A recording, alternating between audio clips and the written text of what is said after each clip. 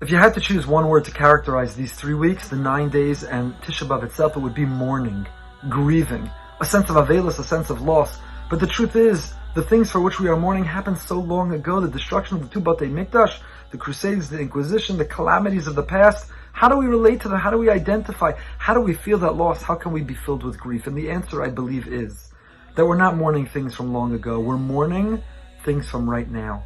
Any generation in which the Beis HaMikdash is not rebuilt means that we have to look in the mirror and say to ourselves, if the Beis HaMikdash existed right now, it would be cause for it to be lost, because we are not living the best lives that we can.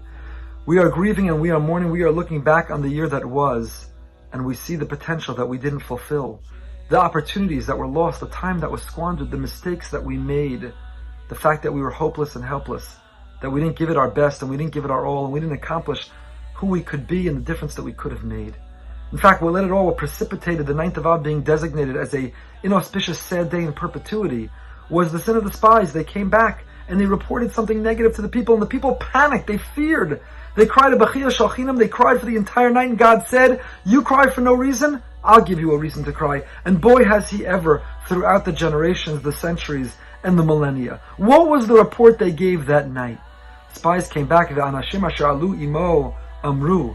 The men who had gone with him, they said, Lo nuchal la'alos al ha'am. We cannot go up, ki chazaku mimenu. They are stronger than we. We don't have what it takes. We can't get it done. They were hopeless and helpless. They didn't believe in themselves. They didn't believe. They had yesh. They had despair. They gave up.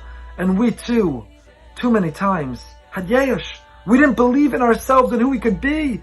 The type of mothers and fathers, husbands and wives, the type of Ovdei Hashem, the type of co-workers or colleagues, what we could get done in our davening, in our learning, in our chesed. We didn't believe in who we could be, the best version of ourselves, the parts of ourselves we wanted to conquer or purge to realize the best of who we could be. And so I propose to you that we sit on the ground and we sit Shiva, we mourn and we grieve, not only for things long ago, but for the piece of ourselves that died, that we cannot recover, the time that cannot be made up.